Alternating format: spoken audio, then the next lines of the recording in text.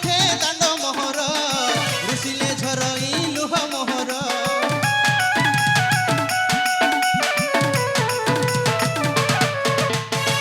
ଉଦୟନଗର ରାଜକୁମାର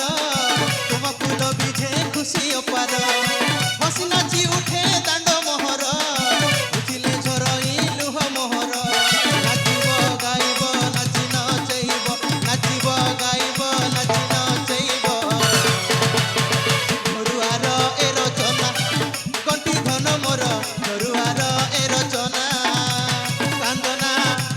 କାନ୍ଦନା ଓହୋ କାନ୍ଦନା ମୋ ଧନ କାନ୍ଦନା ମୋ ନୟନ ପିତୁଳା କାନ୍ଦନା କଣ୍ଠି ଧନ ମୋର ନୟନ ପିତୁଳା କାନ୍ଦନା କାନ୍ଦିଲେ କାନ୍ଦେ ହୃଦୟ ମୋହର କାନ୍ଦିଲେ କାନ୍ଦେ ହୃଦୟ ମୋହର ବୁଝି ଯାଅ ରେ ମୋ ସୁନା କଣ୍ଠି ଧନ ମୋର ବୁଝି ଯାଅ ରେ ମୋ ସୁନା କାନ୍ଦନା ଓହୋ କାନ୍ଦନା କାନ୍ଦନା ଓହୋ କାନ୍ଦନା ମୋ ଧନ କାନ୍ଦନା